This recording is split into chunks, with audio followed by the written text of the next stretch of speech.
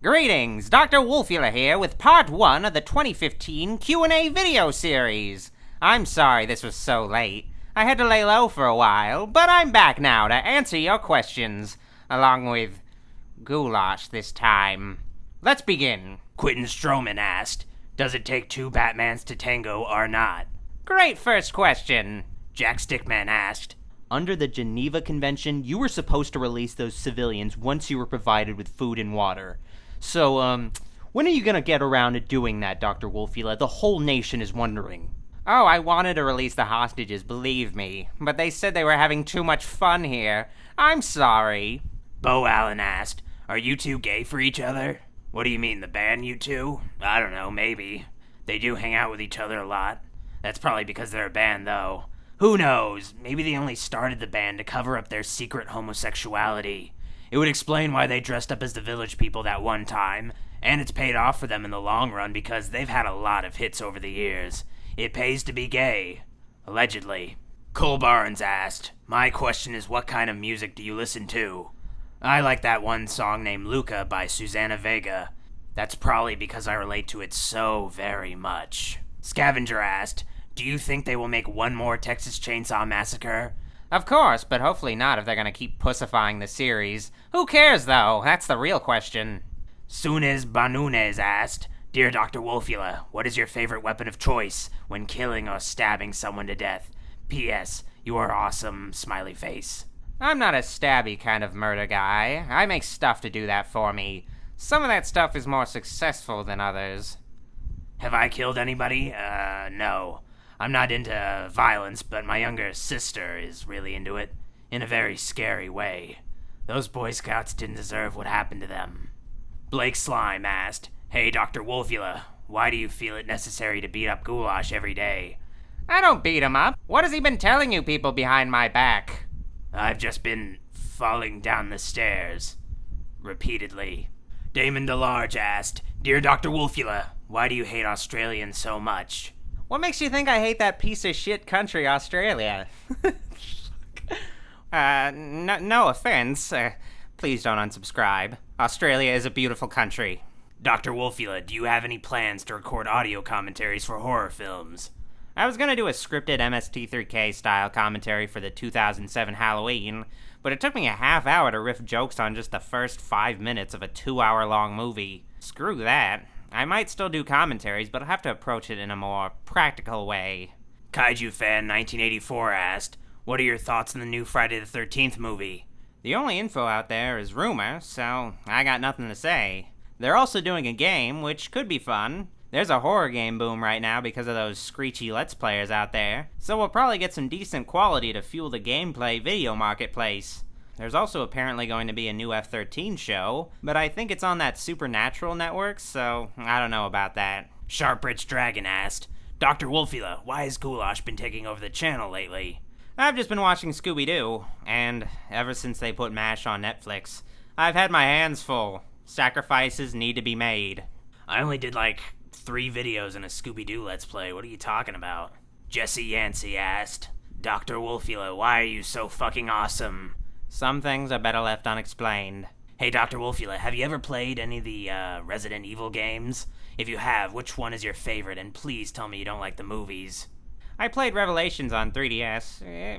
It's fine. It's just not my kind of video game. Whatever. JWes02 asked, since you're such a fan of the horror genre, have you ever thought about making horror films at all? I've toyed with the idea of making a comedic movie where I actually kidnap a pretentious film school student and force him to film a horror movie involving my various creations killing real people he knows. I think it'd be kinda weird though, and it's probably already basically been done one way or another.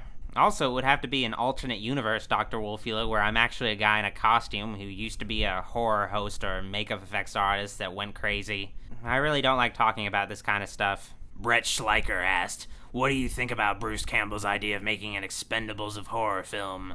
It's a novel idea, but I heard Expendables wasn't all that great. I don't know if it's a super great idea to make a movie built around the idea of how cool it would be to see Kane Hodder high-five Robert Englund or whatever in a movie. I'd honestly rather see the Avengers of Horror. Donald Harris asked, who would win, Michael or Jason in a fight? Whoever the writer wants to win. I think Jason should win in that fight. Michael is supposed to be pure evil in human form, while Jason is much more morally ambiguous given his background and simple-minded nature. Jason only kills because he thinks it's the right thing to do. Finn O'Brien asked, what are the movies that you want to see in 2015 and 2016? I'm just waiting for the next Gorillaz album. I guess Star Wars will be cool. The Ash vs. the Evil Dead TV series could be cool, but little is known about it right now. It's better not to actively look forward to something for a long time that only lasts 2 hours. You're less likely to get disappointed that way. Just look forward to really big things. If a movie is good, it's good. It doesn't have to be a fucking classic or the greatest film of all time. Just good. Okay? Sketch Squad 2 asked, Dr. Wolfula, did you see Fast and Furious 7? I've never even seen 1 through 6. I don't think I'm gonna start at this point. XX Rusty Gamer XX asked, if you were given the opportunity to be the director of a Halloween movie, what would you do different compared to the other movies? What is this, a fucking job interview? I just think you need to start it over again, probably. Take Michael Myers, keep him the same, but build a new world around him with a different story and characters. It's better than telling the same thing over and over again or needing to have some connection to the original or the remake. You don't need to have Laurie Strode, you don't need the family angle invented in 2, and Dr. Loomis can be a totally different character. Nobody can compare to Donald Pleasance and Jamie Lee Curtis, so why bother returning to those characters out of some sense of tradition? The great thing about Michael Myers is that he's forever. The guy's a blank slate. Mike is, in essence, a guy in a mask that is inexplicably compelled to kill during the Halloween season and can't be stopped. There's a lot of different ways to approach that concept and interpret it without even having to change anything about Michael. Everything after stabbing Judith would be different. It'd be so freeing. There wouldn't even need to be an obligation to follow a standard slasher movie formula. Also, Michael could be in his 20s again and actually look it this time. Man, I've been talking way too much about this. J-Channel 1000 asked, how much do you bench, bro?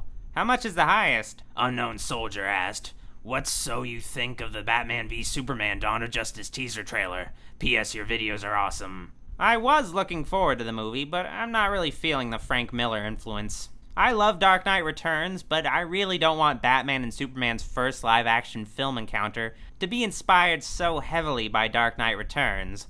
Ideally, I wanted a young Batman and Superman encountering for the first time, but no, old Zack Snyder needed to do another Frank Miller adaptation, even if it doesn't make sense.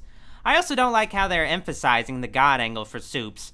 That's a mistake. The reason why a lot of casual consumers don't like Superman is because they assume he's a god just because he can fly and deflect bullets. The Superman as a god thing is so old, pretentious, and misinformed, really played out, and it really doesn't help that the notion is now going to be in the movies clouding the public's perception of the characters further, instead of accentuating the down-to-earth aspects of the character. Zack Snyder will then come out and say he's some mastermind filmmaker that's making us question the nature of our heroes. Acting like he's not just a pompous version of Michael Bay having superheroes punch each other. He does it all the time. I really don't like the direction that the DC Cinematic Universe is taking so early on, and especially with Snyder's involvement. I'm really afraid that Gal Gadot is only cast as Wonder Woman not based on her talent as an actress, but because she's attractive. Zack Snyder did the Watchmen flick and casted Malin Ackerman as the complex, mature Laurie Jaspezic.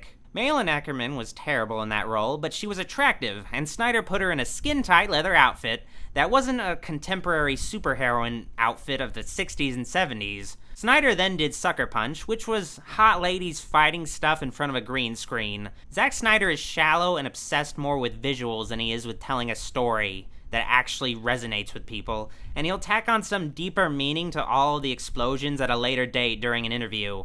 Okay, this turned into a long rant about Zack Snyder. I'm sorry, I just don't like the guy's movies. Nick Lenz asked, what if Jason Voorhees fought Leatherface on the big screen? The studios would be getting really desperate if that happened. No offense. I just don't personally want to see that. Hamish Valeri asked, most atrociously made low-budget B-movie you have ever witnessed? Children of the Living Dead is pretty terrible. It wasn't even so bad it's good, unfortunately. There were just these boring stretches where nothing of interest happens. Just not good. Lisa Tanner asked, Dear Dr. Wolfia, what's your favorite color? Hashrana. It's a color you can't see with your human eyes. The Grumpy Bomb asked, How did you make goulash? When a mommy and daddy love each other very much, they steal a random corpse from a morgue and perform a blood transfusion on said corpse, incorporating plasma exposed to radioactive materials. The mommy and daddy then defibrillate the corpse with jumper cables. The corpse then flails around for a bit because it remembers how it died, but it eventually mellows out and becomes an emotional wreck. You should know this. What are they teaching you kids in school? The only thing I remember when I was created was seeing a light, slowly approaching the light. It was God. And just when I'm about to reach the light, Dr. Wolfula pushes God out of the way and says, "Sorry, I'm your new god, jackass." Lisa Tanner asked, "Dear Dr. Wolfula, this is an important question that I need to know now. If you were a worm, how long would you be?" "As long as you need me to be, baby." Zachary Lewis asked, "If you had to spend one night on Elm Street, at Camp Crystal Lake or at Haddonfield, Illinois, on Halloween of course, which would you choose and why?" I hate camp, and out of the two small towns, Haddonfield looks the nicest. I'm just thinking about the best vacation spot, honestly. Zachary Lewis asked, "Goulash, as an expert of sorts on B horror films, what do you think of Italian giallo, particularly the works of Dario Argento?" "I don't know." Manny Nossi, 18, asked, "Do you have a wolf as a pet?"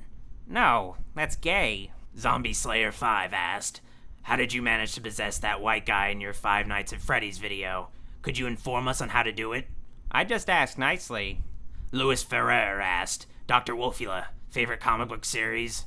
Madman, probably. It's about a blue, psychic Frankenstein monster that dresses as a superhero but isn't really a superhero. The guy gets involved in all kinds of bizarre existential adventures involving mutant street beatniks, G-Men from Hell, and David Bowie references. I think some Mormonism is thrown in too. Ben Affleck read it once in a movie. He had a goatee. Robert Rodriguez is apparently going to produce a Madman film, but he takes forever to get anything off the ground that isn't a kid's film shot in front of a green screen. Also, I don't think there's any room for an adaptation of a weird indie comic with all the Marvel movies coming out every year.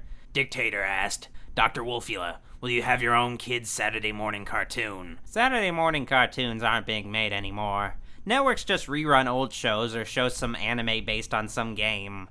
New cartoons are aired during prime time, baby, which is honestly better than having to wake up to watch a new cartoon. Don't worry, though. The whole 90s kid nostalgia thing will eventually bring back Saturday morning cartoons, and then nobody will watch them and it'll stop again. That's just how it works. Crusty, asked, "Do Wolfulites have 3 or 4 scrotums?" How many is the normal amount? Mighty Nick 100 asked, "Hey, Dr. Wolfula, did you ever used to date Ariana Grande?" Yeah, sure, whatever. Joey Vasquez asked, "What are your thoughts on Jason Voorhees as a character in Mortal Kombat 10, and will you play it?" I've never played a Mortal Kombat game, so all I can say is that it's nice, I guess. Maybe there could be a horror fighting game someday, but there are licensing issues involved in getting a good roster. Jordan Keene, X12377, asked, "To Ghoulash, come on and admit it, we all know. It's clear that you have sexual fantasies about Steve Urkel from Family Matters. I really just don't get this kind of humor." Don't Tase Me Bro asked, "What are your favorite animated movies?" Incredibles, Iron Giant, and Lilo and Stitch. When any cartoon where a kid befriends an alien comes out, I am there in the theater, ready to cry. Though I didn't see home like most people. Also, Kiki's Delivery Service is great. Batman Is Me 139 asked, "Where did you get your doctor's degree?" Syracuse. Logan Cummins asked, "Gouluse, is he you?" Batman Is Me 139 asked, "Are you Ben Stiller?" Sometimes. The Black Knight 101 asked, "Dear Dr. Wolfula, what is your opinion of the kaiju tokusatsu genre?" Yeah, they're, just the greatest. Beetus asked, "Favorite stupid horror movie?" Book of Shadows is pretty good. Matt Bennett asked, "What's your favorite anime?" FLCL is the only right answer to this question. Mindless Insanity 602 asked, "Who do you think would win in a fist, Michael Myers, Busta Rhymes, or Rob Zombie?" Busta Rhymes would obviously beat the shit out of Michael. We all saw Resurrection. Alright, this isn't a well-known fact, but Rob Zombie got his name because he's actually the zombified corpse of Robert Cummins, who was a famous actor back in the 50s or something. Look it up on Wikipedia, I'm not making any of this up. So Robert Cummins died in 1990, came back as Rob Zombie, became a shock rocker or whatever he was, and then went on to have greater success as a filmmaker. I don't know why I brought up all that. The point is, Rob Zombie is a zombie, so it's two musicians fighting each other now. Busta Rhymes and Rob Zombie. I think Busta would put up a good, honorable fight, but Rob, being a zombie, would endure all of the blows and eventually Busta would tire out and collapse. Then Rob Zombie eats Busta Rhymes' brain and absorbs the rapper's innate rhyming abilities, leading to Rob Zombie taking up a new musical career as a rapper. Think about it. It's the only answer that makes sense. Mindless Insanity 602 asked, how many tits do you think Jason Voorhees has? Why do I get stuck with the dumb questions? I don't know, man. Harry Sandiford asked, what is the most bone-chillingly despicable thing you have ever done? I dipped a skeleton in cold water once. Okay, that's the end of part 1, everybody. If your question wasn't answered, don't worry about it. I might still answer it in a later part. Or not.